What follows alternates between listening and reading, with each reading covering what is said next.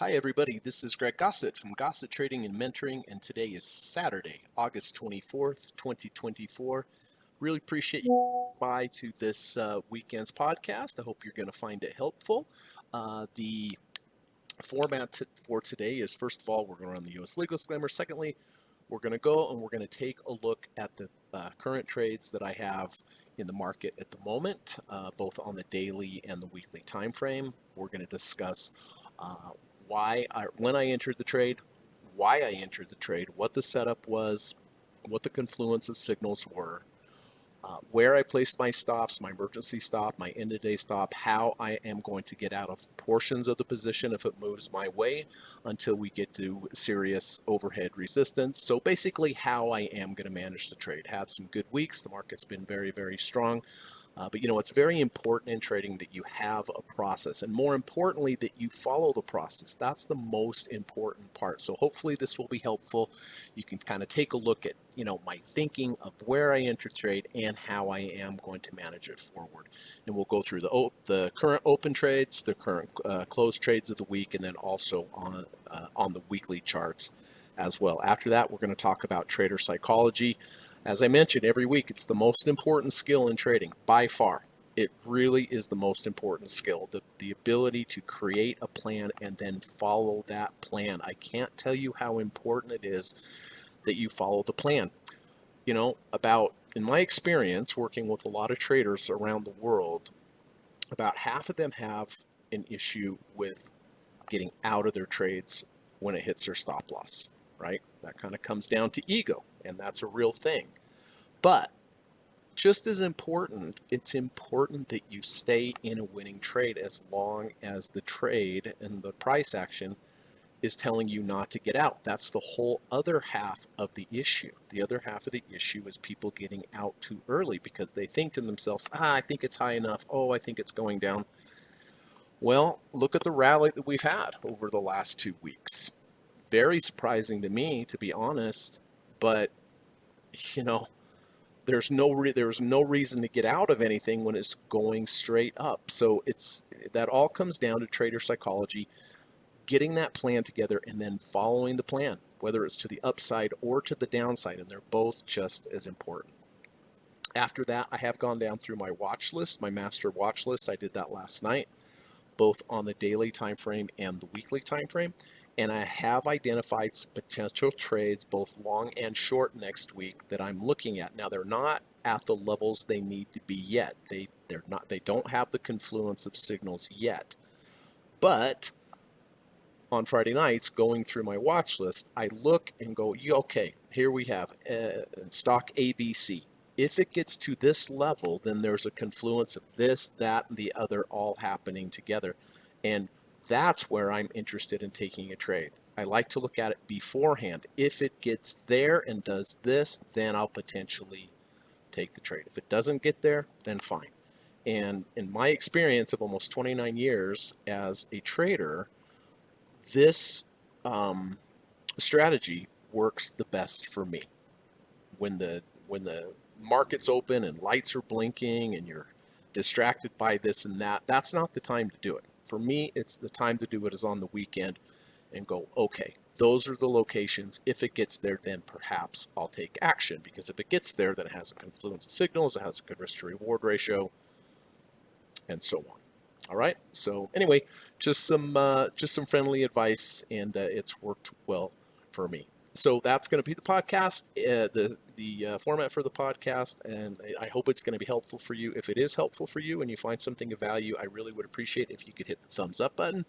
It really does help the channel, lets YouTube know that there's some valuable content here. And hey, if you haven't subscribed, subscribe. Appreciate that, and then you'll make sure that you'll get all the videos that I put out. So let's get started, get this U.S. legal disclaimer out of the way, and I'll be back in about 40 seconds. Thank you.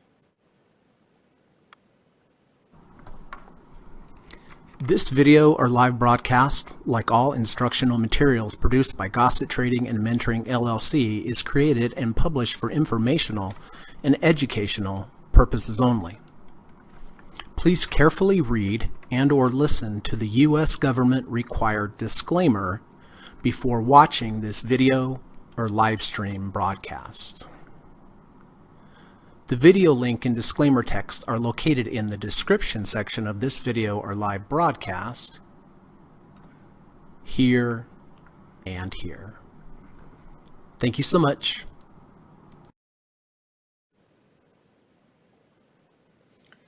All right, let's get started with the cues. This is a trade that I took back on the 5th of August at the bottom. This is a deep dip buy, very classic deep dip buy, and it was a really good setup because it had multiple entry signals. On a deep dip buy, an under 30, over 30 is a signal. A intraday rejection of the 200-day moving average is a signal. But when they come together at the same time, they happen at the same time, it makes the trade better. It doesn't mean it's going to be a profitable trade for sure, obviously, but it helps improve the chances. And on this one, I had 3 signals. The first was during the day, we went below the 200-day moving average and closed above. Why is that important? Well, there were no more sellers because it closed back above the 200. It showed you that there were no more people willing to sell under the 200. So it opened up beneath, it opened beneath the 200-day moving average and closed above. Just that by itself is a legitimate signal. In addition, during the day at the open, we opened under the 30 RSI.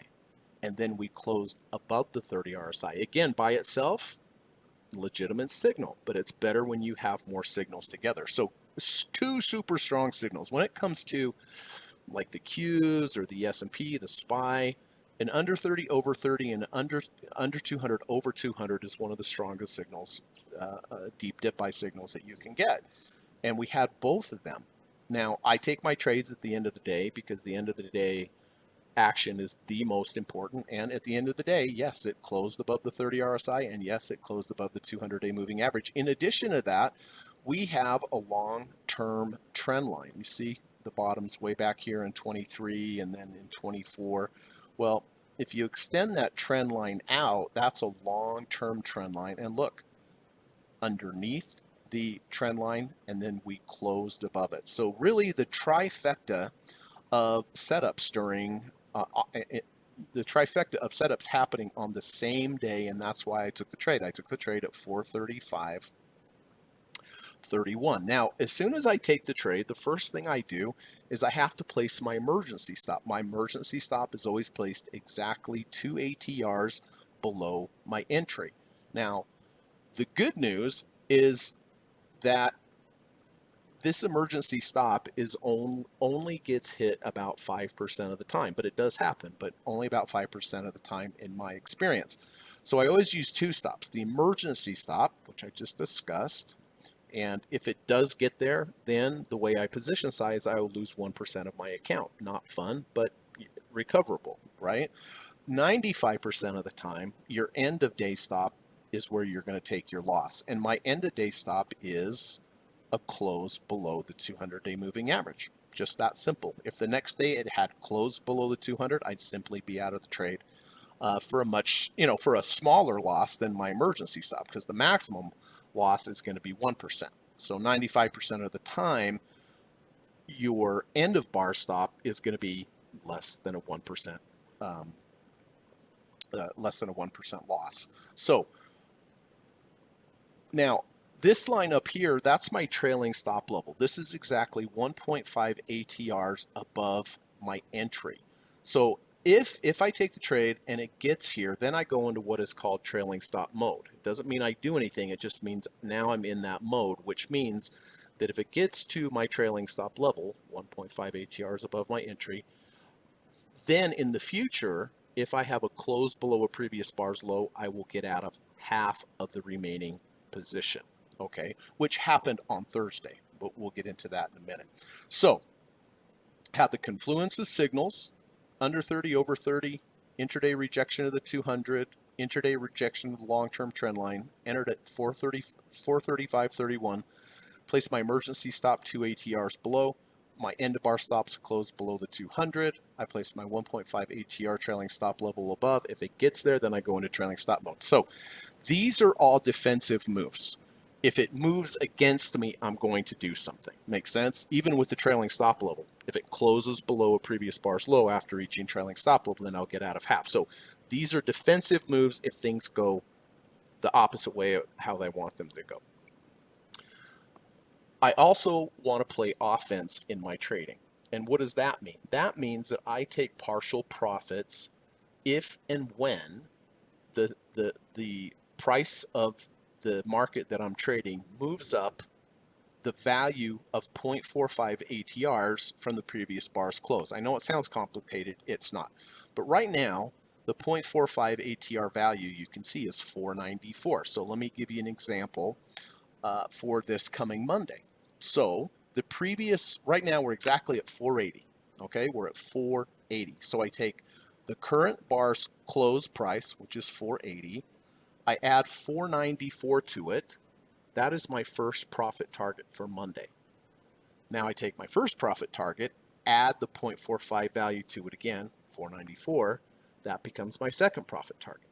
And I do it one more time. I take my second profit target, add the 494 to it, and that is my third profit target. I always have 3 limit orders in at the 3 profit targets based upon the close plus 3 of the 0.45s. And those are standing limit orders in the system for the very next day. I don't always hit them, but if I do hit them, it helps to reduce my position size. It helps to reduce my overall risk. It locks in those profits. The market can't take it away from me. So you might ask, well, how much profit targets do you take? It's very simple.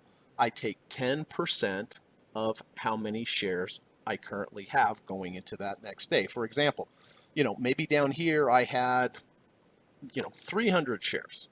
And then the next day it moved up and hit 2 profit targets. I take 30 off and 30 off.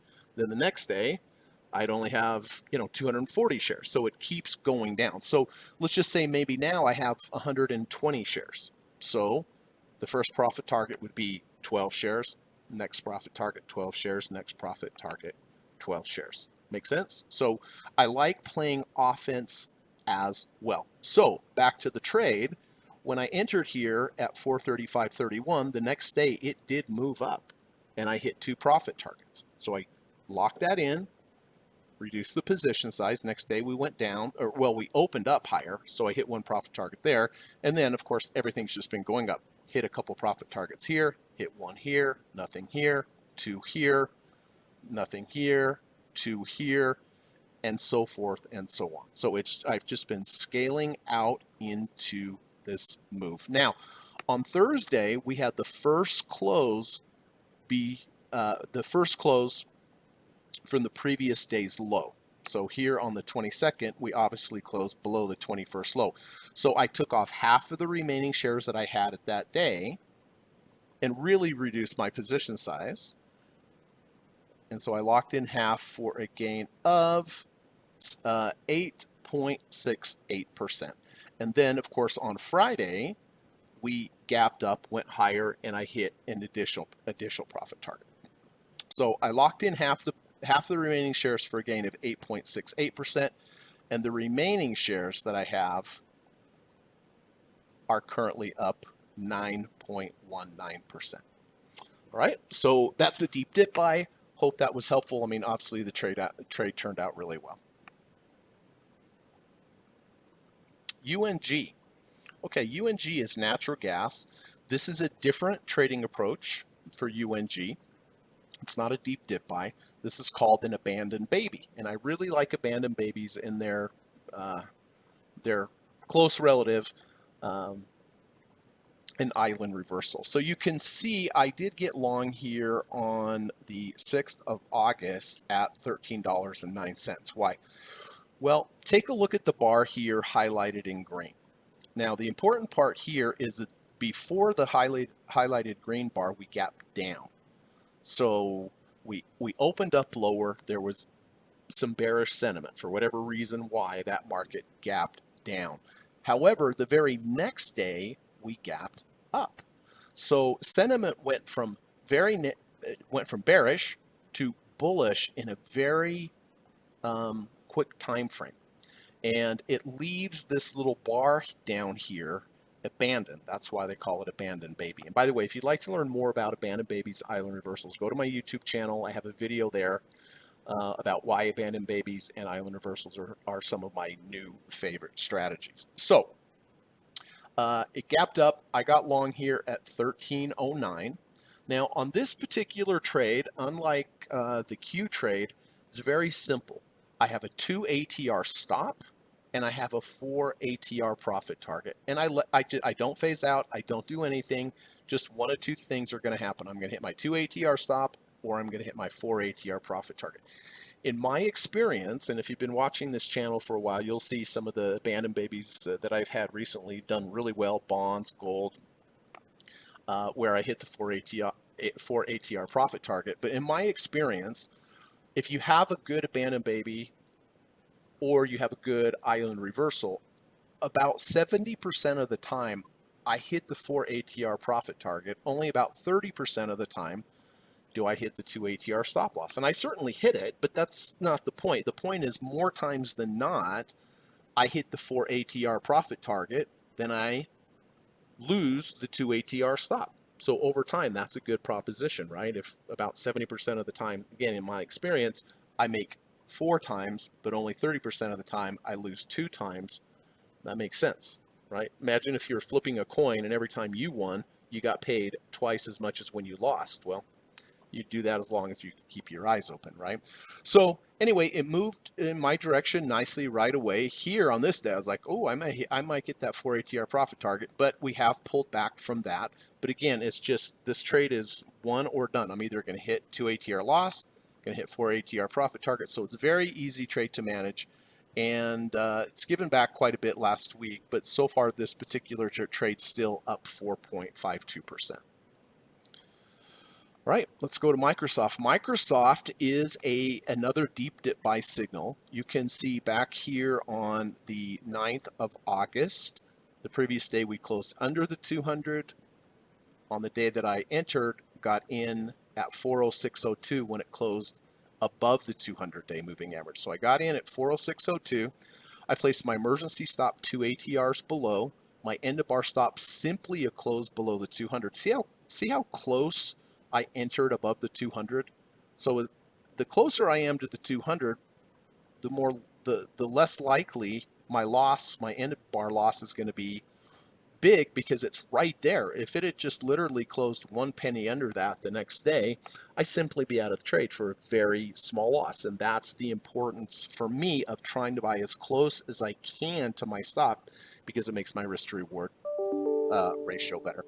So again, got in at 406.02, placed my emergency stop 2 ATRs below. My end of bar stops are closed below the 200-day moving average. I placed my 1.5 trailing stop level, 1.5 ATRs above my entry. Moved sideways the next day, didn't really do much. Then we had a nice day up. What did I do? I took a little profits. Next day moved up again. I don't think I hit profits on that one. Next day moved up again. I did get some partial 0.45 ATR profit targets on that one. And it also got into trailing stop mode. And again, just because you're in trailing stop mode doesn't mean you do anything. It just means now that in the future, if I have a close below a previous bar's low, I will get out of half of the remaining position. We moved sideways for a little bit. Next day here on the 20th, we moved up again, took some more profits off. And then on Friday, we had our first close below the previous bar's low. After reaching trailing stop level, I sold half of the remaining position for a gain of 2.68%. So I sold half of what I had remaining. It was up a little bit on Friday. So the remaining shares that I have,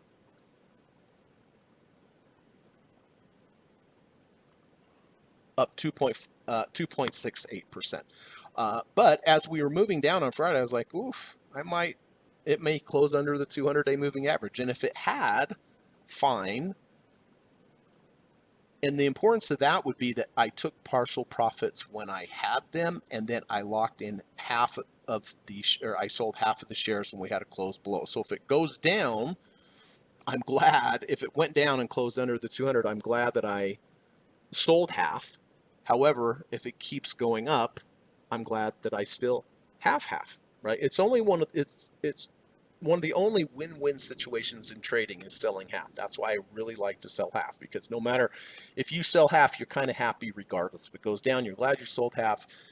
Uh, if you sell half and it goes up, you're glad you still have half. So again, sold half my position for a gain of uh, 2.5%, and the remaining shares now up 2.68%. VIX. Okay, it's kind of hard to look at this chart because the huge amount of movement in this particular chart.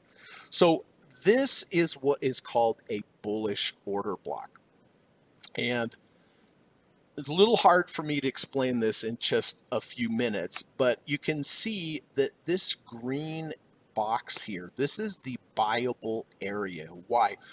Well, an order block is your lowest down bar close. So you can see we have this down bar close here before you have a shift in market structure to the upside. Well, the shift of market structure happened here.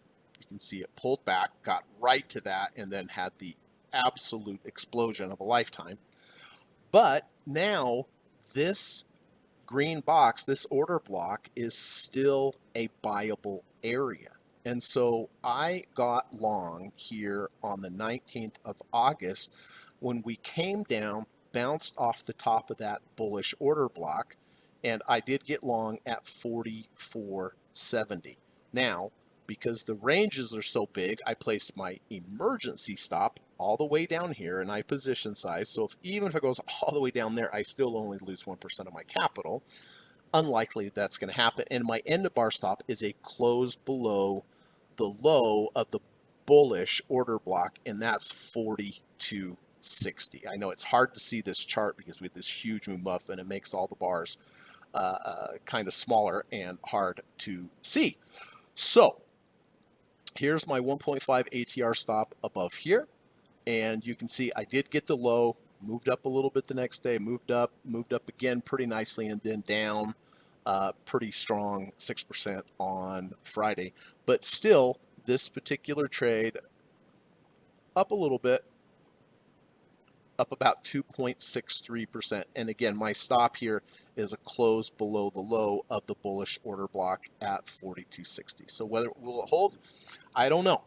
And my 1.5 ATR trailing stop level is up here so high because of this huge move up. So my position size on this is very small. It's fine. I'll just let it play itself out, but up 2.63%. Okay, so those are the current open positions I have. AMD, this was a short position that I had to get out of for a small loss, but I did get short here on AMD on the 20th of August at 156.30. Why? Well, on that particular day, you can see during the day we went far above the 200-day moving average. There were no more buyers up there, and then we closed below the 200-day moving average. So this is a shorts trade, so it's the opposite. I placed my emergency stop 2 ATRs above. I placed my 1.5 ATR trailing stop level here. And my end of bar stop is pretty much the opposite of why did I get in the trade. I got in the trade because it rejected the 200-day moving average. Therefore, if it closed over the 200-day moving average, that would be my stop.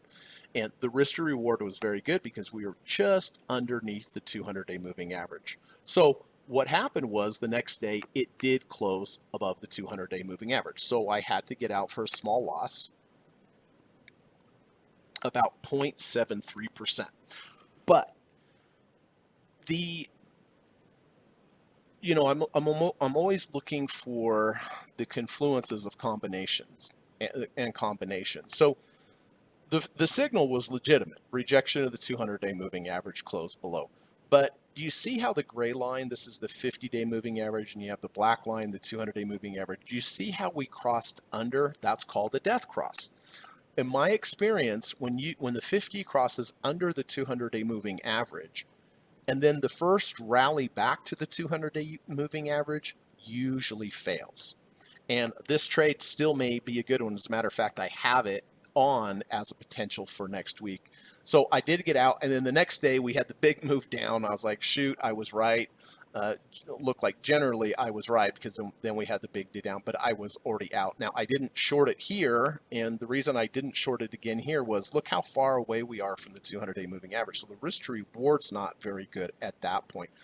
But when we go through the trades for next week, another move up and rejection of the 200-day moving average again, I'll probably take another shot, depending if it's a good risk to reward ratio at shorting AMD. So the loss was 0.73%. So on the dailies, Qs, half the remaining position left for a gain of 9.19%. UNG currently up 4.52%. Microsoft remaining shares up 2.68%. VIX up 2.63%. AMD, the one losing trade there, for a loss of 0.73%. Now let's go to the weekly on Disney. So I did get long Disney here on the 8th of August at $85.90. Why? A couple reasons. One, this is a weekly bar, so it closes on Friday. One, we went below the 30 RSI during the week and closed above the 30 RSI. That's a deep dip bison, right? So I got long here at 85.90. Now, let's take a look at the weekly chart. I'm sorry, the monthly chart. Look at the 200-day moving average. We don't look at the monthly charts a lot, but you see how last time when we got down to the black line, we tested it, and then moved up? So this is a significant level, the 200-day moving average. And then on the week that I took it, do you see how we got almost to the 200-day moving average? So this is a little out of the ordinary, but my stop on Disney now is simply a close below the 200-month moving average at 82.95. So if we go back to the weekly now, a lot of things happening here. One, look at the bullish order block. Remember, biggest down bar before structure change, so anywhere in this green area is a buyable area. The red line here is the 200-month moving average. So that is going to be my stop. So the entry signal on the weekly was an intra-week rejection of the 30 RSI, got long at 85.90. My stop is based upon the monthly chart with a close below 82.95. So got long here, 85.90. I placed my trailing stop. How far above? 1.5 ATRs above, right? And then take partial profits on the way. So we're not at the trailing stop level yet, but the next week moved up. I did take some profit targets. And this week did not hit a profit target yet, but this trade doing pretty well on the weekly. Again, I like to trade multiple time frames, up almost exactly 5%. So that's the only one that I have on the weekly. So all in all, really good week. And anyway, I hope that was helpful. And, you know, as you look through this, you might think, wow, there's a lot. Greg has a lot of rules. And yes, I do. I do have a lot of rules, but I have them there for a reason. And, you know, I've been trading for 29 years, and every rule has a purpose. There's nothing in there that doesn't have a purpose. And, you know, I do teach private one-on-one lessons in the evening time via Skype. I've taught traders from all over the world. I teach them all of the different trading approaches that I use, step by step, with a lot of patience and a lot of practice. I teach a 15-hour course, 5 sessions. Each session is 3 hours. And what I do is I teach the student, you know, the strategy. I basically then have them, I ask them a lot of trick questions. I have them repeat the strategy back to me so that I know that they have it. And then we do a lot of simulation trades. We go through random charts, random time frames, bar by bar. And then the student has to tell me, okay, we're in. You go to the next bar. Are we still in? Yes, we're still in. Well, no, we're not in because of, right? So the simulation is extremely important. I think it's one of the best part of the courses. So if you're interested in studying with me, and I think one-on-one with your instructor is the absolute best way to learn anything, and I'm going to teach you a lot of really good things. I love to teach. People tell me I'm a really good teacher. So all you have to do, send me an email. My email is in the link of the description, and we can get the discussion started. Usually it starts out with just a free Skype call so I can learn more about the prospective student, their goals, their challenges, and it's a good time for them to ask me about any questions they have about the course. And when we're done with the call, no pressure whatsoever, totally up to them. If they decide, okay, I'm going to start doing this with Greg, just email me back and we'll start the course. So we on Disney here, up 4 point. I'm sorry, up 5%. 5%. So, okay, before we start looking at next week's potential trades, let's do a little bit on trader psychology. As I mentioned, it's the most important skill. This is from Pax Trader 777 over on Twitter. Good follow over there. Follow him at Pax Trader 777. This is the hardest business I know, also the only one I've ever known. That said, when I have struggled in my career, I traded my opinions. I picked tops and bottoms. When I have been most consistent, I just kept it simple and executed my method. I need to keep it simple and systematic. And again, this is back, back to trader psychology. That's why we're talking trader psychology. The worst thing you can do is have an opinion. Really, it's the worst thing. Just follow the price action of what the market's telling you and just get rid of your biases and get rid of your opinions and follow your process. You might think, well, I don't have a process. There's a lot of easy processes out there. I'll teach you all of mine. But just because you learn them doesn't mean you're going to follow them. That's the most important part. You have to create it, and then harder than that, you have to follow it. It's just like losing weight. We all know what to do to lose weight. We eat better foods, we eat less food, we exercise. That's proven. Would you say that's a proven process? It's pretty proven. But do we do it? No. Not a lot of people don't. That's why they have coaches and personal trainers to keep them following their process. And this is what Pax Traders, when I have been most consistent, I just keep it simple and execute, or in other words, follow my method. I need to keep it simple and systematic. So get yourself a process, and then more important than anything, follow that process. Get rid of your opinions of where you think, I think the market's too low, can't go any lower. It can go lower. I think the market's too high, it's not going to go any higher. It can go higher. All right. So anyway, hopefully that was helpful, everyone. And let's take a look at next week's stuff here. Now, I want to point out that, let's see, 0.73%. I need to write this down so I can clean this chart up a little for you. Okay.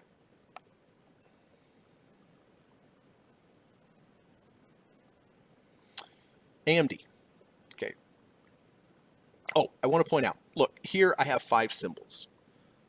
Theoretically, all of these 5 signals could trigger on Monday. So does that mean I would get into all those positions at the same time? No. I want to narrow down, if I have 5 legit entries, I'm going to narrow those 5 down to 1 and say, well, how do you know which one's better than the other? Because I give it a quality score. And I give it, like, let's just say I give it a point for 1, it has 1 signal. I give it 2 points if it has 3 signals. If it has a good risk to reward ratio, I'll pick that one over the others. If it looks good on multiple time frames, I add that to the mix. If it's stronger or weaker from a relative market strength perspective, the other signals that happened or other symbols that had signals that day, I add that. So I give it a report card. I could have 10 and I could still narrow it down to 1 because of the quality score. All right, so it's always important to pick the one that gives you the best odds. Even if you have 3 really good ones, I'll be able to narrow it down to what the best one is based upon risk reward ratios, number of signals, number of confluences, what the higher time frame looks like, and the market relative strength. But again, these are the things that I teach my students in my one-on-one course, and they're super, super important. Okay, so advanced micro devices. I'm looking for the trade again. This one turned out to be a small loss, but again, the key here, everyone, is the 50-day moving average crossing under the 200-day moving average. When that happens, the first rejection or the first move back to the 200 tends to be a good one. So I already tried that. It rejected it, then closed above. I had to get out for a very small loss.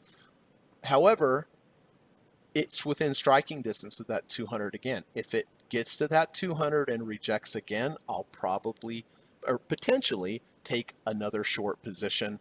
If it rejects it and then closes all the way down here, I'm not going to do it, just like I didn't do it on Thursday. I mean, yes, it rejected the 200-day moving average, but now the risk back to the 200 is pretty far away. So I want to have a good risk to reward ratio like I did here on the 20th. So we'll see. I don't know if it's going to happen or not. It could just go straight down from here. I'm going to miss it, or it just could go straight up and close above the 200, and then it wouldn't be a valid trade. So I need to have some kind of rejection of that 200-day next week with a good risk to reward ratio and a close under the 200-day for a potential short. Okay.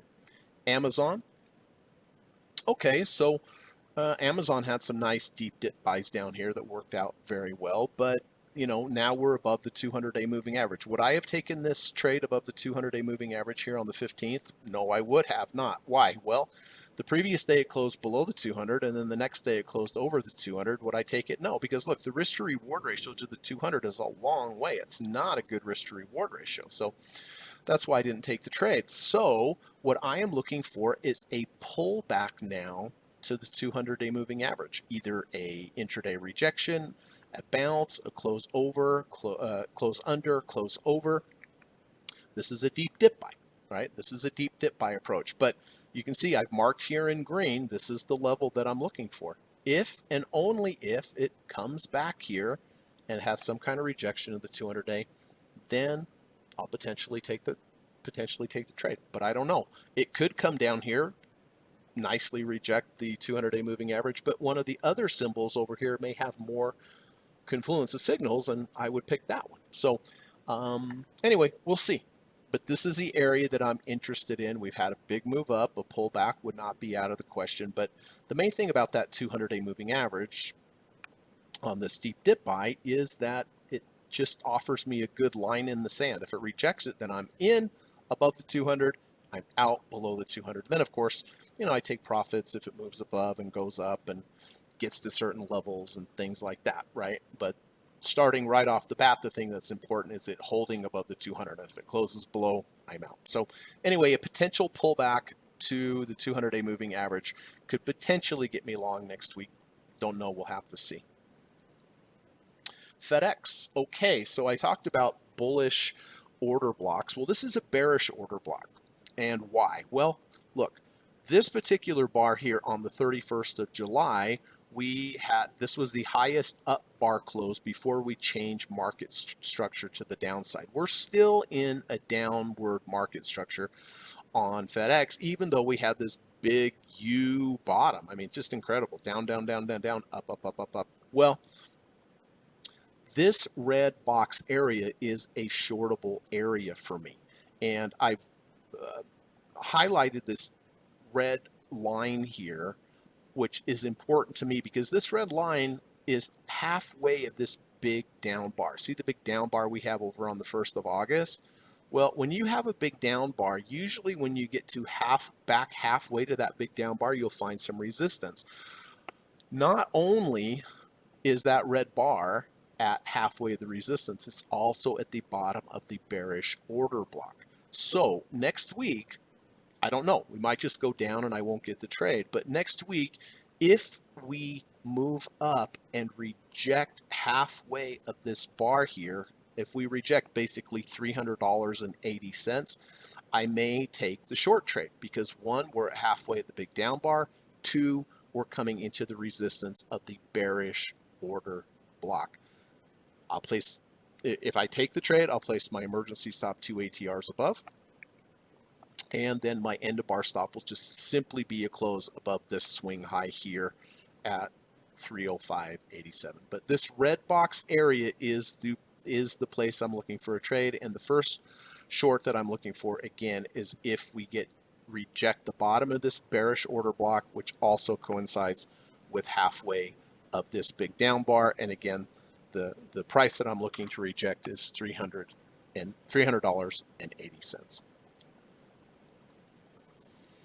Okay, here we go. Google. So Google has not, excuse me, had a little bit of a cold this weekend. Google is not as strong as the rest of the market, but I've highlighted this green box area in here, and so far you've probably figured out if it's a green box below, that's probably a buyable area. If it's a red box above, that's probably a shortable area. But what I like about Google here is that you see the 200-day moving average, the black line. That by itself is a deep dip buy level, right? Hey, and by the way, if you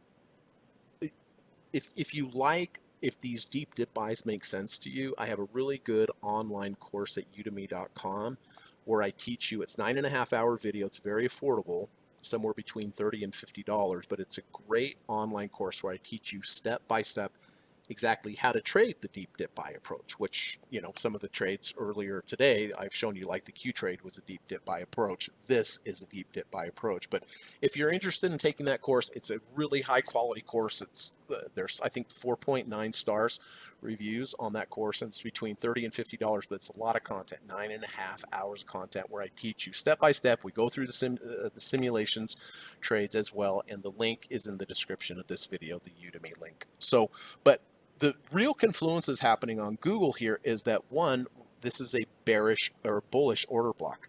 Down, lowest down bar close before structure change to the upside. So the high and the low of that is the order block right about, yeah, there we go. And you see how the top of that order block, bullish order block, kind of dovetails here around the 200-day moving average. Now, is this going to get there? I don't know. I don't know if it will or not. Looking at this, probably not. But that's the point, everybody. That if it gets there, yeah, I'll be interested. If it doesn't get there, then I'm not interested in there. It's just, you have to wait and for the prices to come down to the level that you want. Do I want to buy it here? No. No, I don't. I really don't want to buy it here. But if it comes down and rejects that 200-day, not only has it rejected the 200-day, it's also in the bullish order block area, and that would make sense. So again, a good explanation of letting the trade come to you. If it gets there, yes, I will seriously consider it. If it doesn't get there, yeah, I'm not gonna take the trade, right? So again, if it does come down to the 200-day moving average next week, great. I'll take it. If not, I'll just go on to another market that does trigger one of my signals. Excuse me. And then last but not least, Morgan Stanley. Well, Morgan Stanley's similar to FedEx. Looks almost exactly the same, doesn't it? Here we have our bearish order block in the red. You can see this big down bar here on the 1st of August. Halfway of that is where I drew the red line. You can see on Friday, we almost got exactly to that halfway, and then it pulled off from there. I didn't take the trade. Right now, legitimately, it is a legitimate trade. I could take it, but I want to see it reject the halfway mark here, 102.70. And if it rejects that, then it's rejected halfway at the big down bar. It's also in the bearish order block.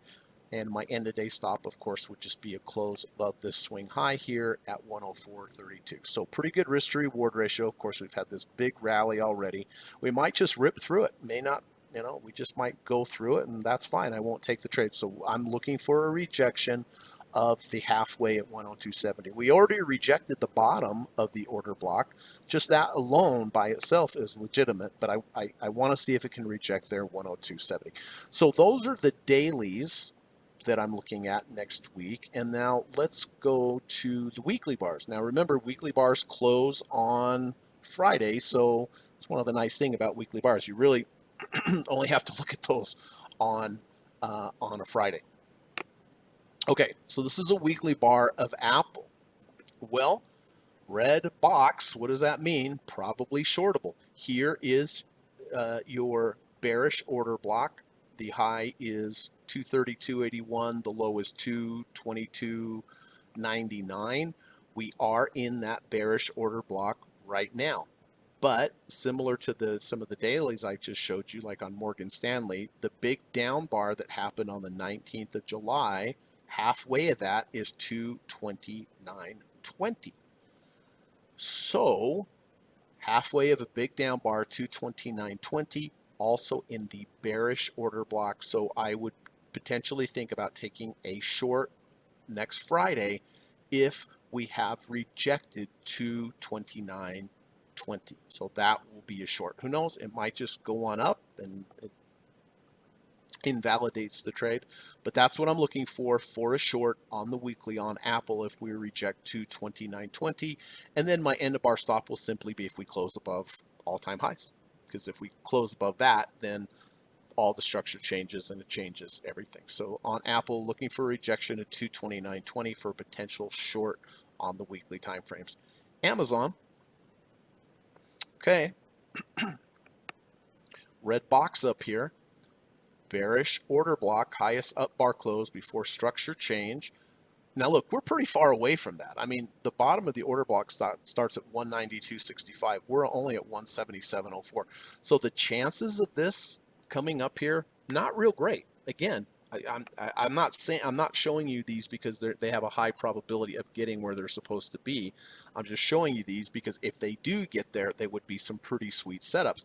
Look at this trend line here that I've drawn from 416 out to 531. Well, we lost that trend line to the downside. Now, if we rally back to the trend line, that trend line will be resistance above. And note to self, I want to show you something on the Qs, exactly the same thing. But the key is that if we rally back to that trend line is above us as resistance, and that will dovetail into the bearish box, red box here, which is the bearish order block as well. So there, again, I don't know if we're going to get there or not. Probably not. I mean, I shouldn't say. I really don't know. But to me, it doesn't look likely. But if we do, nice confluence of signals of being inside a bearish order block and long-term trend line as resistance above.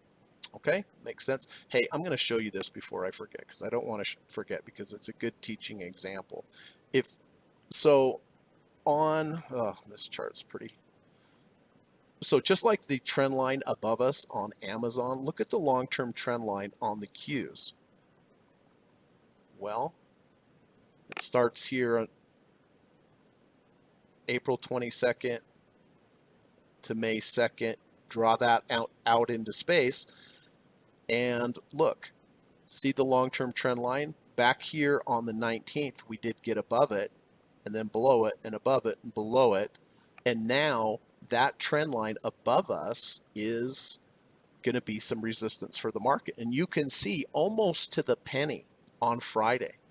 Just a little bit under, but very, very close. You see how we got right to the bottom of that trend line, and that's when the selling came in. So about 484 is going to be the major resistance on the Qs. And it also dovetails, by the way, with the bearish order block here.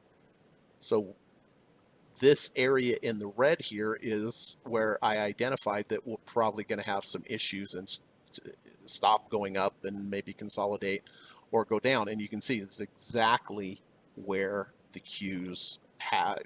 They went straight up until we got here, and now we're moving sideways. So about 184 on the Qs will be that trend line. That will be a very key level. If we can get above it, then that's good for the bulls. If we can't get above it, then we may have a pullback. Okay, so off the subject a little bit. Last weekly trade is going to be UAL on the weekly.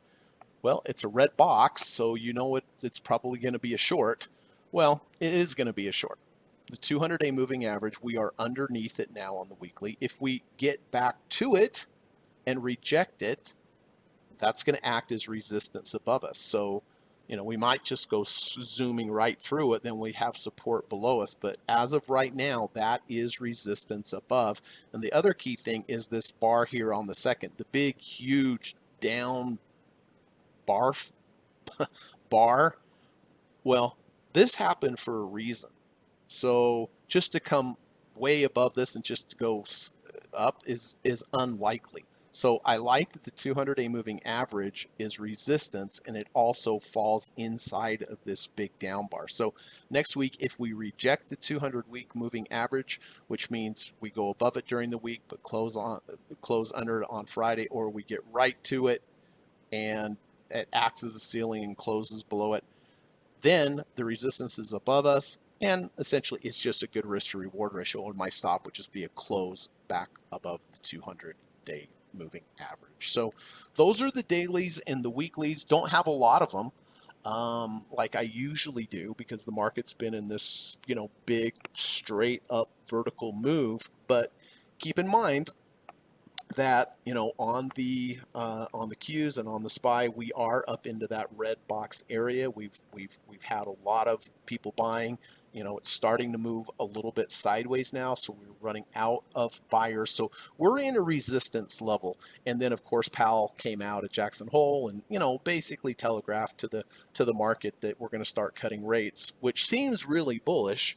And a lot of times it will be bullish, but if you look back historically, one of the old trading adages is sell the first rate cut, because what people don't realize is that why is the Fed cutting rates? Well, the Fed is cutting rates because jobs are going down, unemployment's going up, economic indicators are getting worse. The Fed is going to have to cut rates so that it's not so much a drag on the economy. So a lot of times the market will rally into that first rate cut, but then after the rate cut, it's kind of the carrot on the stick approach. But as we run into, once we finally get that rate cut,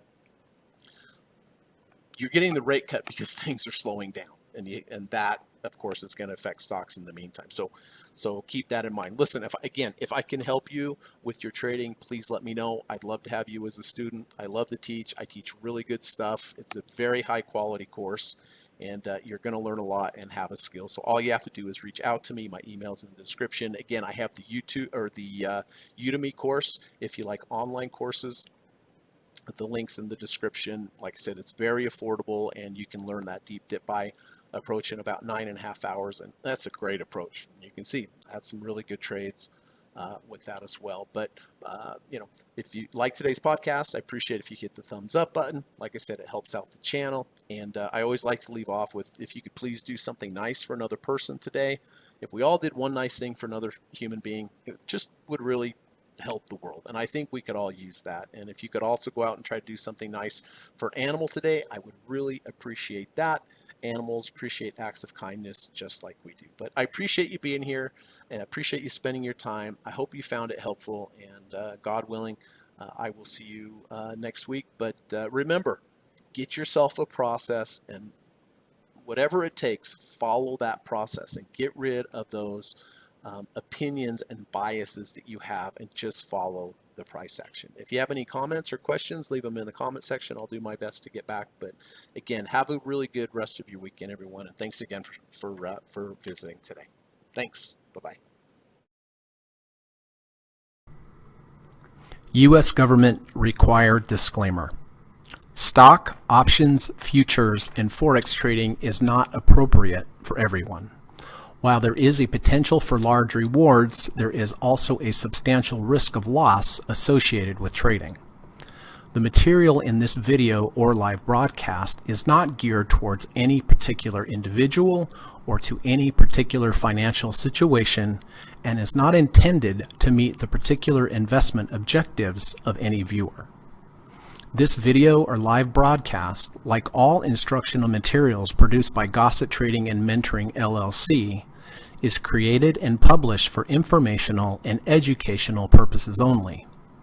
Any and all information contained in, implied, or referenced by this video or live broadcast is not to be construed as investment advice, and no representation is made that any individual or entity involved in production of this video or live broadcast is an investment or financial advisor, or is registered or authorized to give any financial advice. We are publishers and educators only. Therefore, the various producers of this video or live broadcast will not accept liability for any loss or damage of any kind which may arise either directly or indirectly out of the use of any of this material, including any loss of profit. No representation is made that any account or investment will or is likely to achieve the profit or losses demonstrated. We recommend consultation with a licensed and qualified professional before making any investment decision. This video or live broadcast is not to be construed as an offer to buy or sell any security, financial instrument, or financial product of any kind. Notice is hereby given that any individual or entity involved in production of this video or live broadcast or their clients may have an interest in any security, financial instrument, or financial product mentioned or referenced. Any simulated or hypothetical performance result depicted does not represent actual trading and therefore may under or overcompensate for the impact of various market factors such as lack of liquidity. Thank you.